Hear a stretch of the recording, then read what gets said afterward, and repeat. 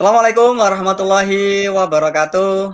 Alhamdulillah, Oh, sore hari ini enggak. teman-teman kita mengundang narasumber yang agak beda. Kalau tadi pagi kita bincang dengan mentor kita, Om Heribertus. Sore ini kita bincang dengan narasumber yang berbeda, Pak Zainal Arifin. Beliau termasuk kakak kelas saya waktu kuliah, orangnya smart luar biasa. Dan yang menarik adalah beliau dengan public speaking-nya, dengan skill presentasinya, mampu tembus pasar luar negeri. Nah, seperti apa? Nanti kita akan simak bagaimana beliau menembus pasar ke luar negeri. Artinya apa? Ini sebelum pandemi COVID-19 ya, kita bisa tembus ke luar negeri. Nah, nanti lebih detail seperti apa usahanya, bagaimana bisa tembus, kita akan sharing-sharing tipis-tipis dulu dengan beliau. Oke, selamat sore Pak Zainal. Selamat sore. Alhamdulillah. Gimana Alhamdulillah. Pak kabarnya Pak Zainal? Alhamdulillah. Posisi di mana ini Pak? Saya di Indriyorejo ya, di Desa Tenaru. Tinggal di rumah saja, santai-santai. Oke, work from home. Iya. Nah, ini Pak Zainal untuk terkait dengan bidang usahanya. Ini Pak Zainal sekarang usahanya di bidang apa ini Pak Zainal? Saya di bidang konsultan, ya, water treatment Ya. ya, Oh, water pengolahan treatment. air bersih maupun pengolahan air limbah. Itu Mm-mm. dengan brandnya Waterpedia, seperti itu. Water treatment. Water treatment itu seperti apa, Pak Jadi Zainal? awalnya sih kita di training konsultan ya, kemudian Ya, seiring dengan banyaknya permintaan kebutuhan di bidang water, pengolahan air, nah akhirnya kita ya, masuk ke ranah uh, pengolahan air bersih maupun pengolahan air limbah. Nah kita tahu, terutama awalnya kita di pengolahan air limbah ya, kita sempat ya, kerja dengan kakak kelas saya di SMPI Jogja itu. Nah, melihat bahwa di dunia industri, terutama di industri itu banyak sekali industri yang tidak memperhatikan sistem pengolahan air limbahnya. Biasanya mereka oke. meningkatkan kapasitas produksinya, tetapi tidak Mm-mm. memperhatikan unit sistem pengolahan air limbah yang betul, sehingga banyak dijumpai buangan air limbah itu tidak sesuai dengan regulasi yang ditentukan oleh pemerintah, sehingga banyak sekali terjadi di sungai-sungai itu rusak sistemnya. Oke. Nah, ini Pak Zainal, kalau kita melihat kondisi saat ini, di mana ketika pandemi COVID-19 terjadi, itu limbah-limbah seperti apa ini Pak? Water treatment seperti apa di perusahaan-perusahaan? Nah, kalau di dunia air limbah memang cukup berdampak juga untuk di era pandemik ini ya. Ya. Terutama karena kita nggak bisa presentasi secara langsung ke customer, kemudian kita juga visit plan juga dibatasi kan, sehingga Ya. kita mengalihkan untuk sistem komunikasinya kita menggunakan online seperti Darling seperti hari ini. Seperti itu. Hampir di global ini mengalami dampaknya untuk dari bisnis di pengolahan air limbah. Seperti itu. Ya. Nah, ini Pak Zainal, ini ada yang menarik yaitu ini cerita ketika Pak Zainal bisa tembus ke Arab Saudi, itu seperti apa itu Pak? Apakah karena pemainnya tidak ada atau seperti apa? Silakan Pak Zainal. Nah, justru di dunia air limbah itu banyak sekali pemainnya, karena kan mereka adalah kontraktor-kontraktor yang mempunyai budget berbeda dengan mungkin yang bisnis-bisnis yang UKM. Nah, justru target pasar kami itu adalah corporate, jadi B2B, jadi business to business. Jadi kita mempunyai customer perusahaan-perusahaan. Nah, awalnya adalah kita mencoba untuk mengubah mindset kita ya, mindset kita bahwa kita itu ketika dengan dunia era digital ini bisa kemana-mana atau bisa tembus kemana-mana. Jadi ruang dan waktu itu bisa dipangkas dengan era digital seperti itu.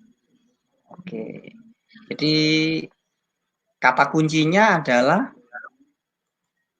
kata kunci adalah mindset. Ya, kata kunci adalah mindset. Ketika kita mau memperbesar bisnis kita, itu jangan sampai batasan-batasan yang menghalangi kita itu membuat kita tidak bisa optimal dalam mengembangkan bisnis. Ketika kita, meskipun perusahaan kita memulai masih pemula maupun masih kecil, tetapi kalau kita sudah mempunyai mindset yang besar, visinya adalah jauh ke depan, sehingga kita untuk menuju visi-visi itu, maka setiap misi-misi yang tidak sesuai dengan visi kita tinggalkan. Oke. Nah, ada Jadi, yang oke, silakan. Yang menarik kan seperti ini. Yang menarik itu yang saya tahu Pak Zainul itu posisinya saat ini itu kan di desa gitu loh. Posisi kan di desa, kok bisa tembus sampai ke luar negeri gitu loh. Itu berarti untuk mengubah mindsetnya itu seperti apa? Cara oke. Mungkin apa ya? Pola pikirnya, terus gambar-gambarannya seperti apa? Gimana Pak Zainul? Ya, tetap kita harus mempunyai semangat untuk belajar ya. Jadi kalau untuk menjadi seorang pebisnis itu kan kita harus mempunyai komunitas, kemudian kita punya guru atau mentor, kemudian kita harus selalu belajar ilmunya seperti itu. Nah, ketika kita sudah belajar, kita mengalahkan mindset kita yang terkadang menghalangi. Nah, meskipun kita di desa itu kita bisa melewati masa-masa mindset, karena sebenarnya kapasitas bisnis itu ya tidak bisa mengalahkan owner jika owner terus belajar. Nah, dari desa ya, kita dari desa Tenaru ya, sebenarnya jauh dari kota. Kalau ke kota Surabaya mungkin sekitar 1 jam. Ya, saya juga ini Mas Ilyas ini guru saya ya, beliau luar biasa. Nah, ketika saya mencoba untuk membuat visi yang jauh ke depan, visi pertama saya dulu adalah menjadi perusahaan yang go global. Nah, ketika mencanangkan visi itu, saya harus bisa, gitu. Artinya harus bisa. Ketika orang mengatakan kok jauh sekali go global, ya saya harus bisa, karena kalau membuat visi itu harus yang jauh. Nah, pada saat itu, meskipun di desa, saya mencoba dari lesehan. Jadi kantor saya dulu lesehan dengan tim masih sendiri, kemudian dengan kadang timnya masih freelance, tetapi dengan memanfaatkan era digital ini, saya menggunakan media sosial, yaitu Facebook pada saat itu. Nah, ketika saya mulai istiqomah untuk posting di Facebook, nah, ada dari perusahaan luar negeri yang langsung komunikasi dengan kami, dan sehingga kita langsung PO, kemudian bisa ke sana. Nah, namun awalnya, ya silakan. Nah, yang bikin saya penasaran tuh gini. Kontak pertamanya itu telepon dengan bahasa Arab, bahasa Inggris, atau chatting, atau email?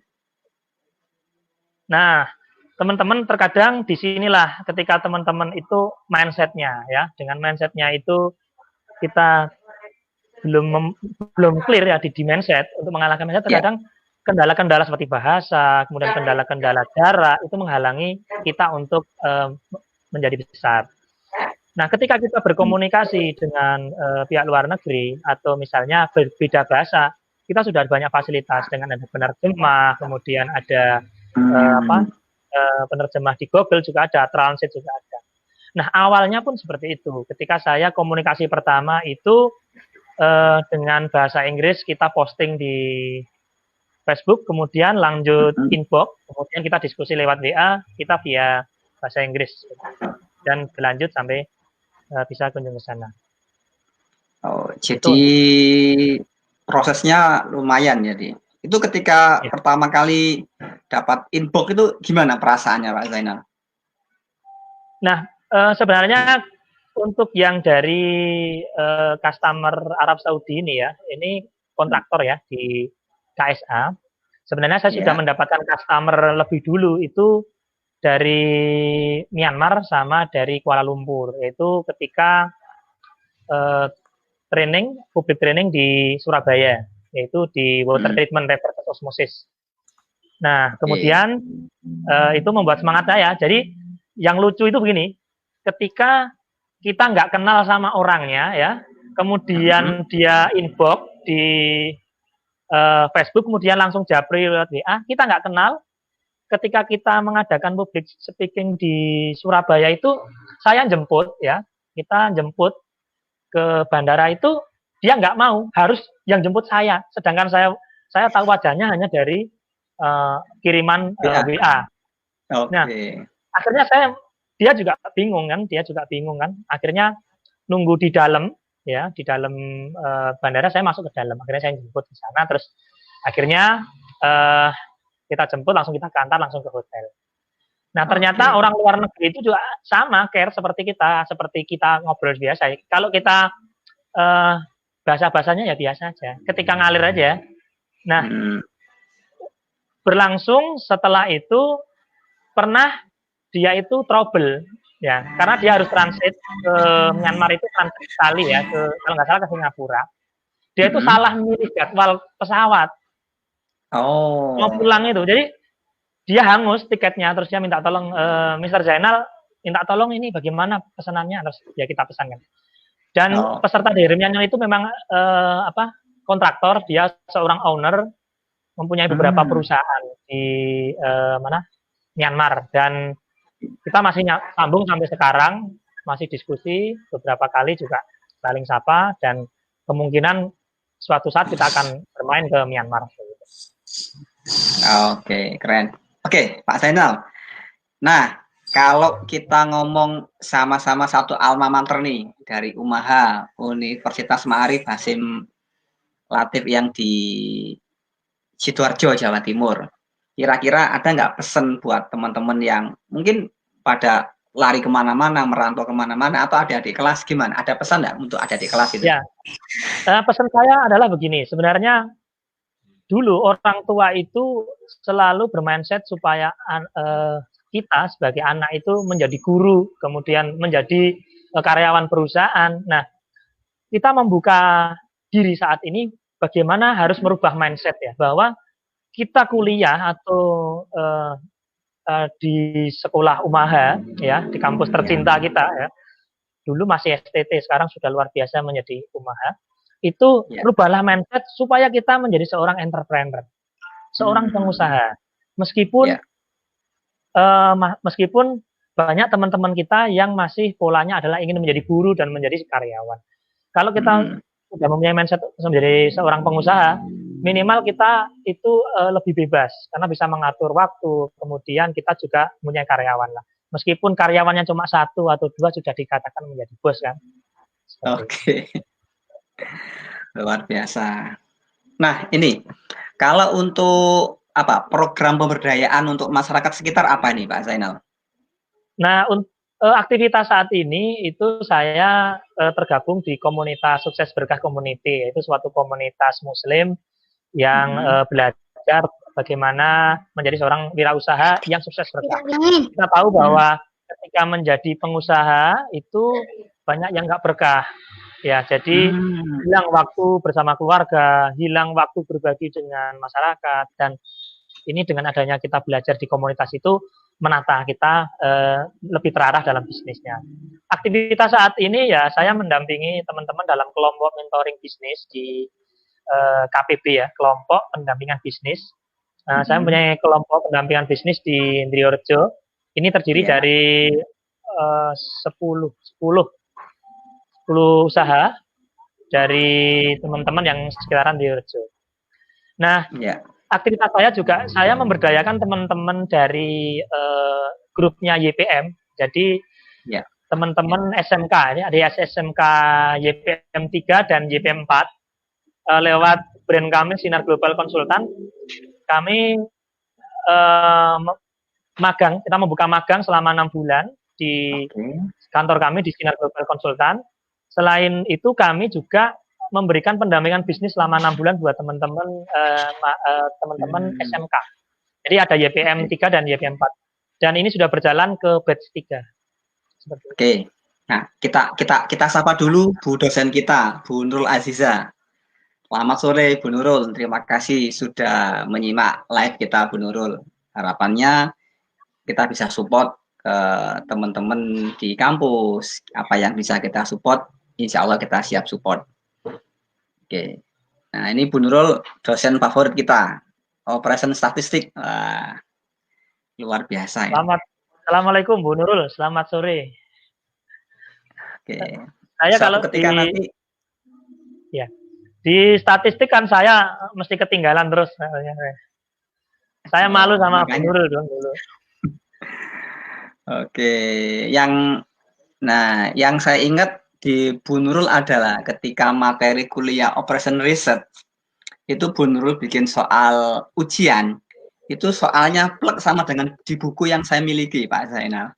Jadi saya bisa ngerjakan, dapat nilainya A. Oh, makanya Dilalas. ya, saya masih ingat ketika kuliah di Umaha itu saking semangatnya. Dulu saya masih kerja di PT Miwon ya. Jadi dulu saya masih kerja di Miwon. Selama saya kerja di Miwon tahun 2000, saya begitu kerja pengangkatan karyawan itu langsung kuliah. Tapi pada saat itu belum punya kendaraan, jadi naik angkot. Nah, lucunya itu begini, ketika naik angkot dari Driorejo menuju Karangpilang itu kan kalau nanti pulangnya itu kalau shift malam. Nah, itu kalau ketinggalan angkutan ini nggak bisa pulang karena angkutan dari Karangpilang ke Krian itu sampai jam 9 malam atau jam 10, setengah 10. Makanya saya mesti izin pulang dulu. Nah, terkadang saya juga sama Pak Ari ya, Pak Ari Wahyudi itu yang dulu kerja di Surya itu, saya naik ini truk angkutan chemical itu untuk menuju ke YPM itu. Pernah satu ketika saya itu berangkat saking semuanya hujan ya. Ternyata di kampus itu libur karena banjir. Itu luar biasa pengalaman di kampus YPM tercinta itu ya. Nah, teman-teman di sekitaran Driorejo ini kampusnya luar biasa ini. Sekarang sudah sangat besar. Bisa alternatif lewat lewat jalan yang tanpa macet juga bisa. Oke. Nah, sekarang itu spirit dari kuliah sampai punya klien di luar negeri, berbagi ke banyak masyarakat. Nah, kalau dari Pak Zainal sendiri, masih ada nggak kira-kira proyek apa nih yang mau ke depan mau dikerjakan ini? Ya, sebenarnya kalau dari perusahaan dari Arab Saudi itu perusahaannya itu namanya Product Technology Service. Nanti bisa dilihat di website saya.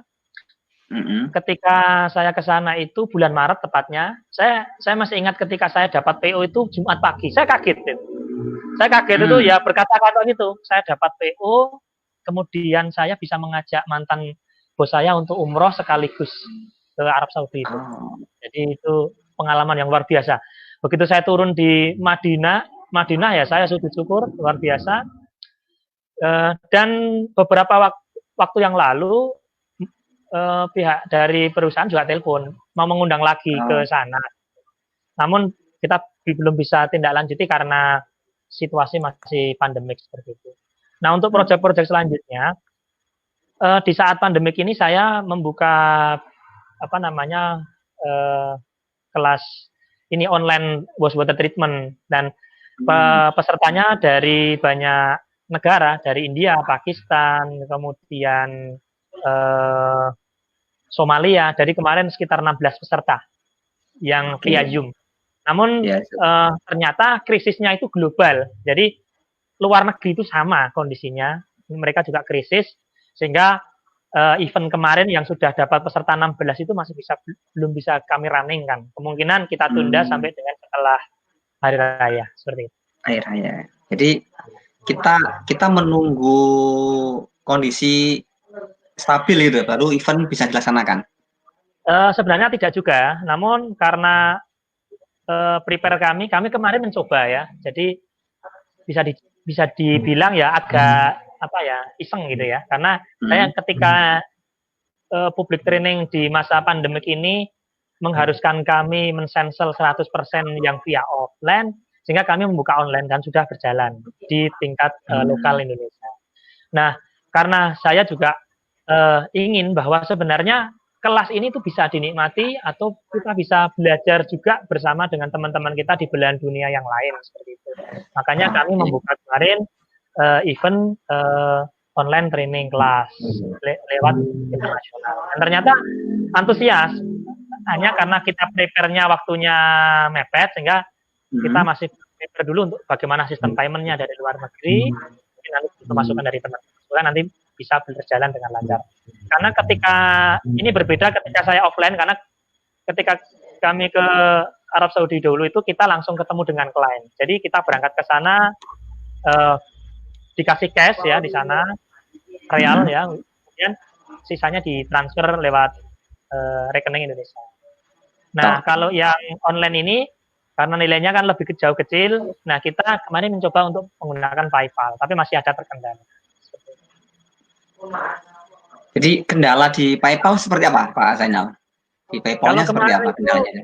Ya, kemarin sudah berhasil bikin rekening PayPal-nya, hanya di luar negeri ada beberapa yang belum familiar untuk transfer lewat apa namanya PayPal, sehingga kita keep dulu untuk lanjut setelah hari raya. Namun ini sangat opportunity-nya bagus, peluangnya. Teman-teman pastikan teman-teman mencoba sesuatu hal yang baru di dunia online ini, karena kita nggak ada ruginya mencoba. Ya, oke.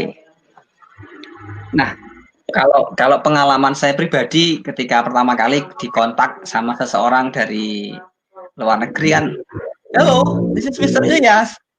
Wah, ini paling orang iseng lah, pikir kan gitu. Ya, ada apa?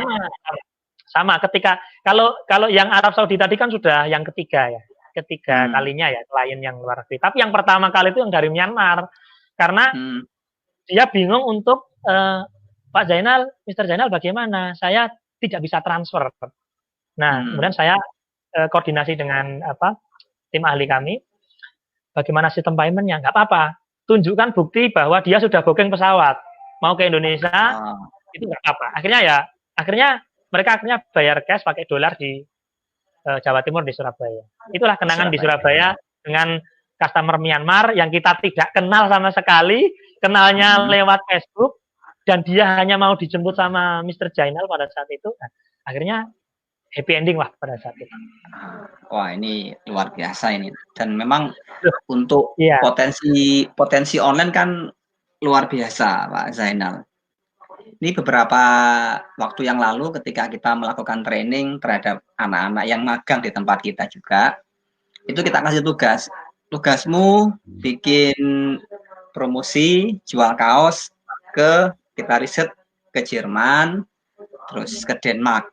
Nah, baru dibuat jam 9 pagi dibuat, jam 11 langsung kontak dari mana ya, Syria atau Libya gitu Pak Zainal. Langsung kontak minta 2000 kaos gitu, jersey. Gimana ini Pak, ada order Pak? Ya sudah, artinya apa yang kamu lakukan ada hasilnya. Kalau nggak terlayani gimana Pak?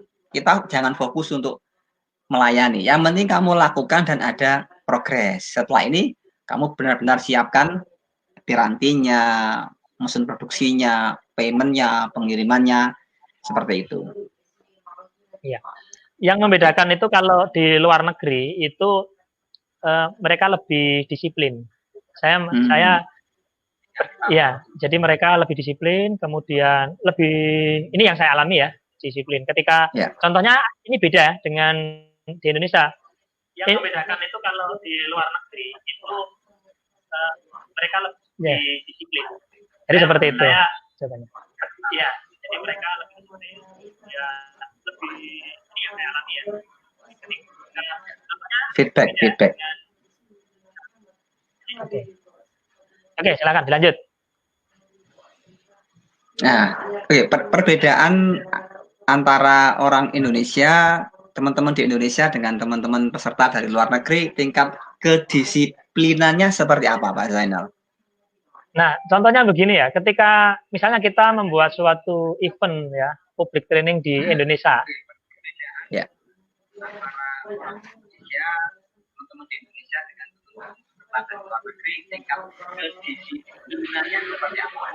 Ini agak feedback ya. Jadi kalau di Indonesia itu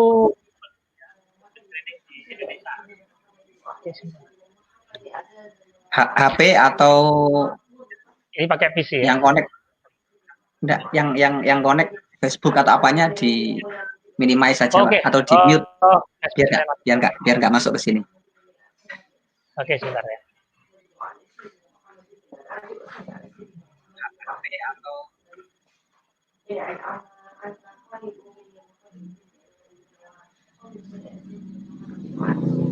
Sudah? Halo, tes. Ya. Bisa diterima? Lanjut. Oke, ini sudah saya matikan. Oke. Jadi yang membedakan itu kalau luar negeri itu, misalnya kita membuat suatu event public training di Indonesia, itu kita kan orang Indonesia ngisi form. Itu biasanya nggak cepat. Nggak cepat ngisi gitu loh. Mereka masih enggan, masih beda. Tapi kalau luar negeri itu dia cepat. Langsung ngisi, langsung dia mengisi database. Itu yang saya senang ketika luar negeri itu bedanya seperti itu. Contoh yang sederhananya seperti itu. Oke. Dari peserta ada yang perempuan, Pak Zainal? Atau cowok semua, laki-laki semua? Karena kalau yang di Surabaya itu laki-laki. Kalau yang dari Arab Saudi itu ada enam orang ya. 6 orang itu berbeda-beda negaranya. Ada yang dari India, Pakistan, kemudian ada yang dari Yordania. Nah, orang Yordania itu bahasa Inggrisnya lancar sekali. Jadi keteteran untuk mengikutinya. Tapi kalau India, bahasa Inggrisnya itu dialeknya agak pendek-pendek. Agak pendek-pendek, jadi lebih mudah. Jadi kalau customer yang di sana laki-laki semua. Oh, laki-laki semua ya. Oke, nah itu sesi sharing-sharing kita. Jadi kita mulai dengan online, perubahan mindset. Nah, sekarang hari-hari kita, bagaimana kita memanage waktu efektif, efisien, sehingga kita bisa tembus pasar ke luar negeri, Pak Zainal. Karena disadari atau tidak, banyak orang-orang di luar itu ketika ngomong manajemen waktu itu belum bagus, Pak Zainal. Gimana, Pak Zainal? Ya, kita mulai dari hal yang sederhana ya. Nah, ini ketika saya belajar di komunitas saya, itu memang membuat lebih disiplin di diri saya, karena ketika tidak mengerjakan suatu action plan seperti PR saja, kita didenda. Jadi, di komunitas kami tempat saya belajar itu, untuk mengerjakan PR itu, jika tidak mengerjakan itu didenda 500.000. Ini real, uang cash. Nah, ternyata begini ya cara mendisiplinkan diri supaya kita itu disiplin di dalam action plan, disiplin dalam mengerjakan sesuatu. Karena ketika kita hanya merencanakan tanpa eksekusi kan itu hanya mitos. Nah, makanya ketika kita membuat suatu usaha, coba dibikinkan suatu action plan, kemudian harian, target harian, target bulanan seperti itu. Dan jangan lupa nanti dievaluasi seperti itu. Dan itu membantu kita di dalam mendisiplinkan planning kita. Nah, ini kemudian terkait rasa syukur, merayakan keberhasilan. Nah, itu pestanya seperti apa? Bentuk syukurnya kayak gimana itu, Pak Zainal? Ya gimana ya? Ya kalau jadi karena ya alhamdulillah kemarin itu atas berkat rahmat Allah Subhanahu wa taala, pada saat saya mendapatkan pekerjaan itu sebenarnya di saat-saat saya bisnisnya jatuh sebenarnya. Sebelum saya jatuh dulu, terus tiba-tiba dapat PO itu langsung ke sana.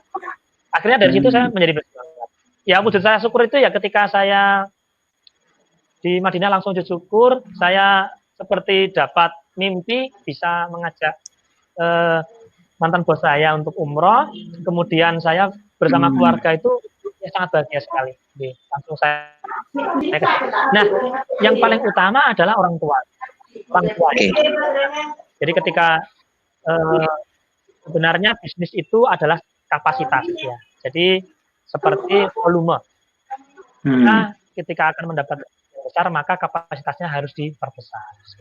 Nah, dengan apa ya kita tingkatkan untuk sumbu spiritualnya. Kemudian sumbu entrepreneurnya juga ditingkatkan, termasuk ilmu-ilmunya. Nah, dengan orang tua, nah jangan sampai lupa. Nah, saya sangat senang sekali dengan bisnis saya saat ini, karena ketika saya public training misalnya ke Jakarta, kemudian ke Semarang, kemudian saya ke orang tua. Orang tua saya tinggal satu, namanya ibu saya, orang tua yang laki-laki sudah meninggal. Saya pasti menyempatkan ke ke Jogja untuk Jogja. rumah. Iya, saya sekarang kan tinggal di Gresik. Ya, makanya saat pandemi ini agak sedih saya karena nggak bisa pulang ke Jogja. Oke. Nah, ini Pak Zainal untuk apa ya?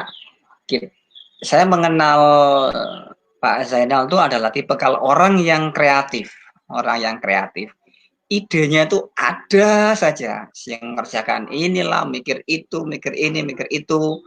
Di ketika orang-orang itu sedang rame-rame mikir apa yang lagi tren, tapi saya melihat bahwa Pak Zainal itu idenya itu kok beda dengan yang lain gitu loh. Nah, yang menstimulasi kok bisa punya ide yang beda, di mana banyak orang saat ini ketika berbisnis kan kalau training kayak saya di public speaking, di pengembangan diri, menulis buku. Nah, ini Pak Zainal kok memilih Waterpedia, water treatment itu dari mana? Idenya dari mana itu Pak Zainal? Bisa kreatif? Nah, itu berlebihan aja itu ya. Nah, sebenarnya awalnya kan saya memang di Jakarta itu memang ikut kerja sama bos ya. Itu memang di sana awalnya saya memang lulusan kimia, basicnya di SMTI Jogja. Nah, ternyata kita itu untuk menjadi besar awalnya itu mau nggak mau kita harus belajar marketing ternyata ya. Kalau dulu orang dulu mengatakan broker atau marketing sales itu nggak mau ya dulu. Nah, sekarang ternyata Gojek aja ya juga broker ya ternyata ya. Iya. Nah, nggak punya aset tetapi bisa menghasilkan yang luar biasa ya. Nah, awalnya memang saya dari Sinar Global itu public speaking ya, public speaking. Ternyata saya melihat opportunity-nya dengan riset di dunia internet itu ternyata peluang water treatment itu sangat besar. Nah, saya mengambil fokus, saya tipe orang yang fokus. Ketika orang masih banyak bisnis yang ibaratnya lirik kanan lirik kiri, ya saya masih mencoba untuk mengambil fokus di water treatment. Dan saya mungkin mengambil kompetitor, pelajarilah kompetitor yang paling besar. Nah, saya mengambil kompetitor-kompetitor itu dari luar negeri. Kita belajar dari kompetitor yang luar negeri. Ternyata kalau luar negeri itu rapi sekali. Websitenya, kemudian bisnisnya, penataannya, kontennya. Nah, itu saya belajar dari kompetitor. Maka kompetitor itu sebenarnya guru yang terbaik buat kita. Untuk sparring partner ya. Ya.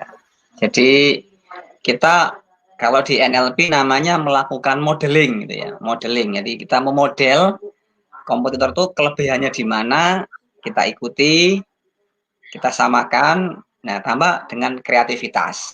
Nah, sumber kreativitas itu dari mana Pak Zainal? Apa ya? Teman-teman juga terkadang juga ketika saya dengan kantor lesehan hanya menggunakan papan tulis itu aja, sampai luar negeri ya saya ditanya, kok bisa Mas? Ya, orang luar negeri tidak akan tanya, kantornya seperti apa? Ya, kantornya seperti apa? Apakah lantainya lantai tanah atau keramik? Dia nggak tanya. Tapi gimana kita memberikan output untuk mereka, apa yang mereka cari itu mereka dapatkan. Usahakan memberikan sesuatu kepada customer itu jangan memberikan ekspektasi yang berlebihan, tetapi berilah ekspektasi yang sesuai dengan mereka, tapi berilah sesuatu ketika kita bisa berikan lebih, berikan kepada mereka itu surprise. Nah, itu akan memberikan mereka itu repeat order kita. Tapi ketika kita memberikan sesuatu kepada customer itu di bawah ekspektasinya dia, maka dia akan kecewa dan akan lari. Nah, ini bisa diterapkan bagi pebisnis. Jadi ada standar, kemudian service excellent. Jadi ketika delivery itu kita memberikan lebih dari apa yang kita janjikan. Dan di situ klien mendapat surprise. Betul. Dan itu menjadi suatu bagi mereka, wow, luar biasa gitu loh. Karena tiba-tiba berikan sesuatu yang tiba-tiba, yang surprise gitu. Nah, ketika saya di Arab Saudi dulu dengan manajernya itu orang Yordania itu, ini luar biasa. Padahal bagi kami ya biasa aja ya. Ini luar biasa. Dengan sudah menyiapkan bukunya sedemikian bagus, jadi mereka surprise sekali. Karena biasanya kan ya hanya buku soft copy gitu. Tapi saya bawa dari Indonesia. Nah, sebenarnya bagi teman-teman yang mempunyai usaha ini peluang. Saya dulu ketika ke Arab Saudi juga sayang ya, saya nggak bawa produk teman-teman, ada produk dari usaha itu mungkin jahe instan atau apa, nah, mungkin bisa saya bawa pada sayang ya. Sayang. Oh, oke. Jadi satu closing, satu apa ya, project itu kita bisa membawa project yang kedua. Jadi misalkan kita membawa produk UKM lokal yang dimiliki teman-teman, itu kita bawa ke sana, kita kenalkan, itu nanti akan berdampak terjadi pada closing-closing berikutnya, gitu Pak Zainal. Betul. Nah, ini bisa teman-teman ciptakan suatu peluang ya. Ketika saya di public speaking ya, kelas training, Yeah. public training, water treatment itu ketika kita mengadakan di Yogyakarta misalnya di hotel itu, saya sudah mengenalkan suatu produk. Nah, brand-brand saya sudah saya bawa mulai dari desainnya, kreatif desain itu saya masukkan. Kemudian produk-produk UKM juga saya masukkan di situ. Mengenalkan ke sana sebagai souvenir bagi peserta public training, dan itu jadi senang karena wah ini beda ya, ini kalau ada sesuatu misalnya oleh-oleh khas atau apa yang dari teman-teman sendiri, nah itu saya bawa. Nah itu bisa diterapkan buat teman-teman. Nah itu nanti akan itu bisa juga dipakai untuk tes pasar juga buat karena kita sudah ada apa namanya peserta training yang kita punya produk yang kita inputkan, jadi dari kita beli ke UKM itu, tapi sudah diinputkan dalam harga sehingga pasti laku karena kita bagikan pada peserta. Oke, wah ini inspirasi yang luar biasa ini Pak Zainal. Nah, satu ketika saya masih ingat dulu ketika wisuda di hotel itu, dari perwakilan rektor itu mengatakan bahwa kalian memang lulusan dari universitas swasta, tetapi kalian jangan berkecil hati. Jadi kalian kuatkan fondasinya di bahasa Inggris. Pastikan kalian tembus ke pasar internasional. Tak pikir waktu itu hanya cuma menghibur kan gitu, menghibur. Ternyata benar gitu kan. Nah, Pak Zainal sendiri sudah mempraktekkan, sudah melakukan itu. Nah, di sini nanti kita butuh teman-teman kita yang lain, para alumni dari UMAHA yang dulu di STIPM. Saya kemarin sudah kontak ke Bu Nurul, itu ya memang baru ketemu di online, itu baru sekedar say hello dulu. Nanti kita wadahilah untuk sinergi dari alumni dari YPM itu, Pak Zainal. Ya. Insya Allah kalau kami siap untuk mungkin kita bisa bersama-sama untuk pendampingan dalam bisnis atau usahanya, mulai dari bawah karena kami ada kurikulum dari komunitas kami. Insya Allah sudah sangat terbukti membantu bagi pengusaha-pengusaha yang sudah sukses. Nah, kembali ke mindset. Ketika kita dulu kuliah di YPM dengan penuh kerja keras, penuh perjuangan ya. Nah, itu nanti kita akan menikmati itu ketika masa-masa gini. Ternyata dulu tuh kuliah itu kita dimarahi dosennya seperti ini. Nah, ternyata menikmatinya oh iya seperti ini ya. Kenangan masa lalu itu seperti itu. Oke. Yang paling berkesan apa Pak Zainal? Selain kebanjiran ternyata kampusnya libur gitu Pak Zainal. Ya sebenarnya saya menikahi satu kelas, itu yang berkesan. Saya menikahi istri dari kelas yang sama, jurusan yang sama ya wisuda bersama, skripsi bersama. Nah, itu. Wah, itu luar biasa. Oke. Ya. Nah, kita kembali ke ranah. Oke, silakan. Lanjut. Kita kembali ke ranah mindset tadi. Mindset, pola pikir, kemudian pola action, pola tindakan. Nah, ini sama apalagi Pak Zainal? Pola pikir, pola tindakan, kemudian fleksibel, adaptasi, kemudian ada evaluasi. Itu kan sesuatu yang sebetulnya sudah sering ya kita dengarkan Pak Zainal. Baca buku ya itu, ikut training ya itu. Yang membedakan apa Pak Zainal? Sama-sama dapat materi yang sama, tapi hasilnya kok bisa berbeda? Ya, kembali kita adalah ke mindset ya. Mindset itu ditaruh di dalam fundamental itu di paling pertama. Ketika sudah mindset sudah terbentuk, maka yang lainnya itu kan ikuti. Tapi kalau mindset yang kita belum clear, maka kita tidak akan kemana-mana. Makanya mindset ini yang paling utama. Ketika kita sudah mindsetnya kita clearkan, oh oke, fundamental sudah clear, kita akan jalan itu lebih enak. Tapi kalau kalau fundamentalnya belum benar, ini dibenerin dulu mindsetnya.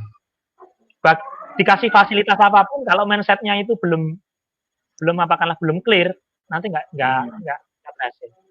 Nah, saya menciptakan perusahaan saya itu tanpa modal awalnya, tapi saya berani. Nah, berani. Karyawan awalnya belum punya, kemudian modal nggak ada, kemudian sudah nggak kerja di perusahaan tertentu, tidak ada income ya, tidak ada pemasukan, bagaimana? Nah, kembali ke mindset. Ketika kita mindsetnya sudah clear, saya bisa. Ketika karyawan nggak ada, saya bisa freelance, saya bisa memberdayakan teman-teman, potensi teman-teman. Saya bisa menggabungkan keahlian-keahlian dari teman-teman untuk menjadi besar. Nah, seperti itu. Dari sisi tim, dari modal. Kita bisa menggunakan modal dari customer dahulu, kita putar seperti itu. Itu juga bisa berjalan sampai saat ini. Oke. Nah, ini Pak Zainal, semangat bertahan, istiqomah, fokus di satu bidang ini kan tidak semua orang bisa di sana. Kadang ketika orang, wah saya sudah berusaha Pak, sudah sekian lama, tapi kok nggak ada hasil, menyerah. Tapi ada orang itu yang ketika saya belajar ke guru saya mengatakan, Ilyas, ada masa panen, ada masa paceklik, bersabarlah kan gitu.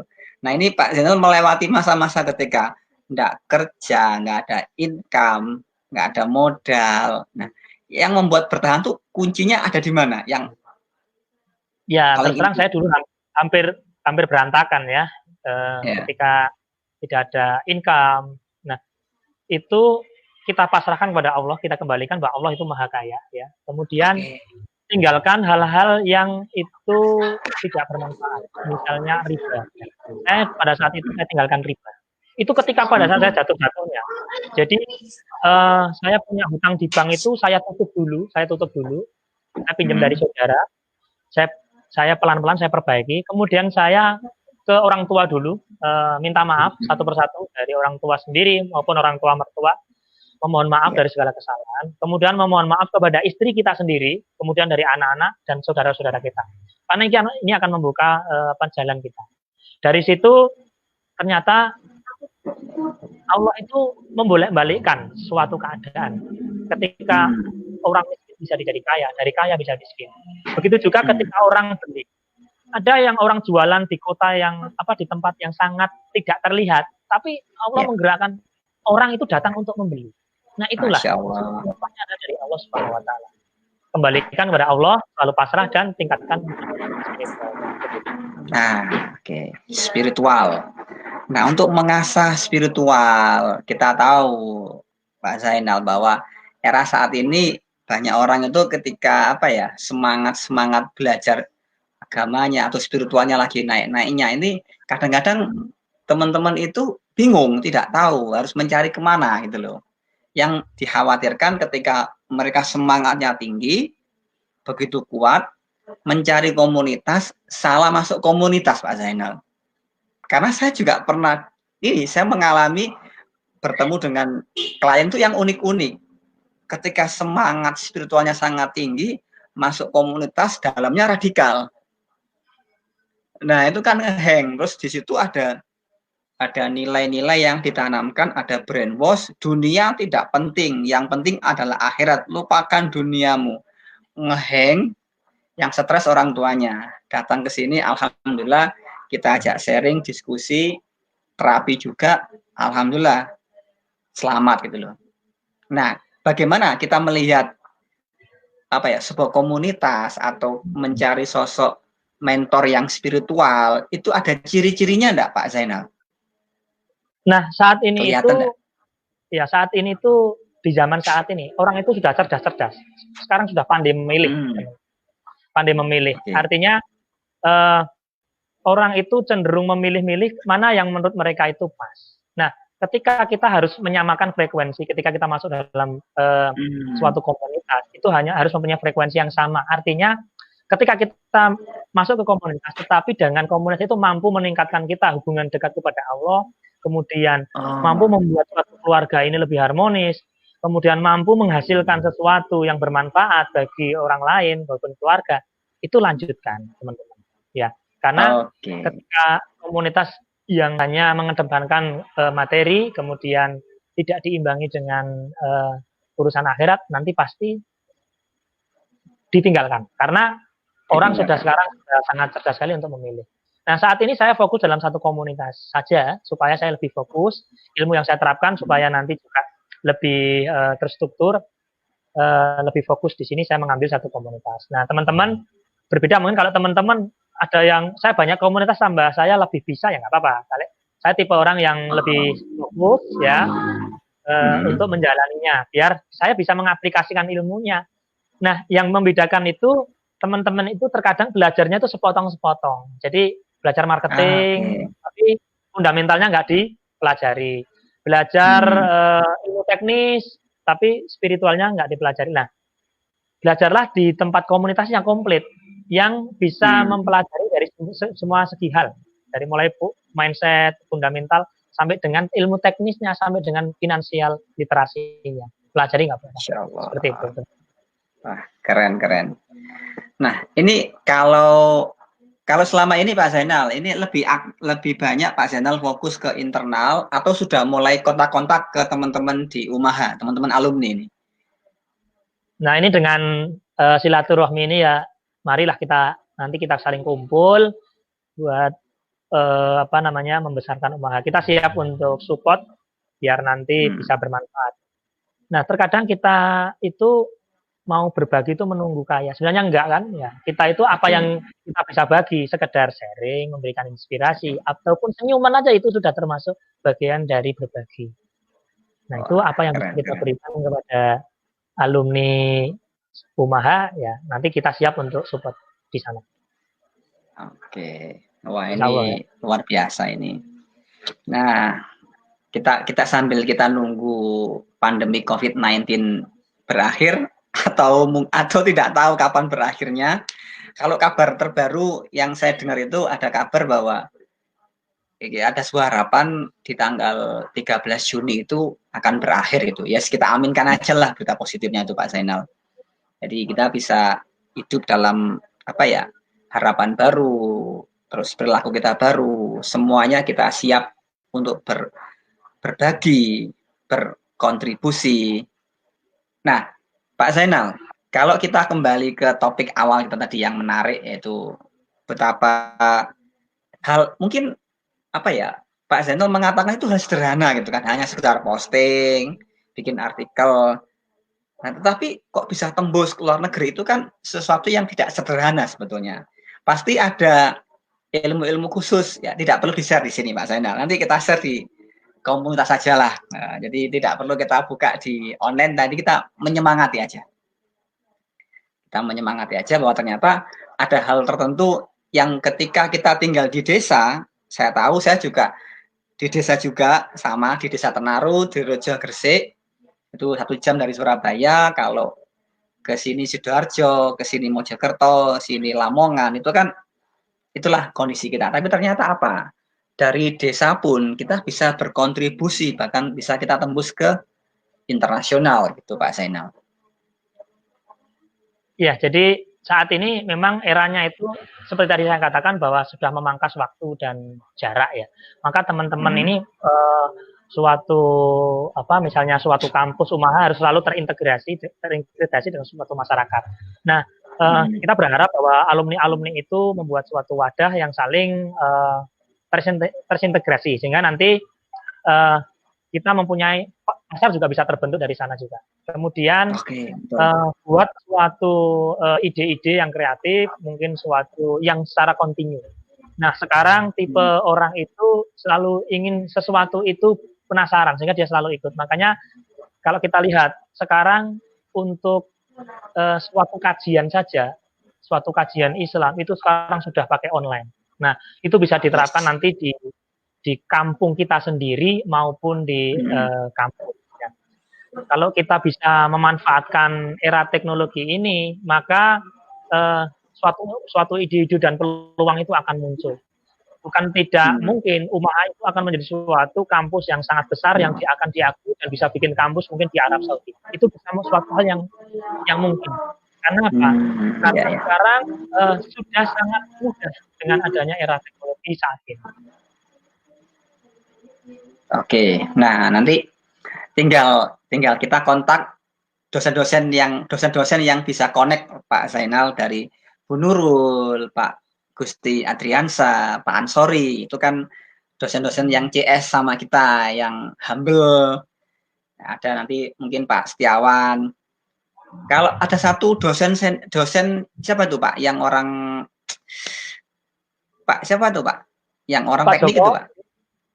Pak Joko bukan? Bukan ya? Bukan Pak Joko. Saya juga kehilangan kontaknya Pak Joko ini. Pak Joko Purnomo. Saya kehilangan kontaknya. Sargio, Itu siapa Pak? iya, Sargio atau siapa ya? Ya, Saya lupa ya. yang istrinya guru bahasa Inggris, dosen bahasa Inggris itu Pak Zainal. Nah, nanti kan tinggal kita buatkan satu wadah khusus, teman-teman alumni berkumpul, saling support, disamakan vibrasinya, frekuensinya, mindsetnya dengan berbagai macam karakter, kita support siapa? Ya dari alumni dulu lah. Seperti tadi Pak Zainal bilang, nanti ada pasar baru di sana, saling support, saling beli, saling isikan gitu Pak Zainal. Iya betul. Nah, benar seperti itulah. Sekarang saya sudah memulai dari lingkup sederhana, yaitu saya kerjasama dengan 2 SMK, yaitu SMK YPM 3 sama YPM 4. Nah, siswanya itu sudah kita tampung di Sinar Global untuk magangnya. Nah, di situ sudah kita ajari ilmu teknis, kemudian ilmu fundamental bisnisnya pun sudah ada ajari teman-teman. Jadi harapan saya teman-teman SMK itu keluar itu dia punya mindset tuh, saya itu bisa juga berusaha gitu, seperti itu loh. Nah, di samping ilmu dari kompetensi dari SMK multimedia dan sebagainya itu juga kita kembangkan di sini. Nah, nanti kita berharap nanti SMK ini terus berlanjut ke kuliah. Jadi nanti kuliah juga bisa kita kerjasama untuk membuat suatu hal yang baru yang bisa disinergikan.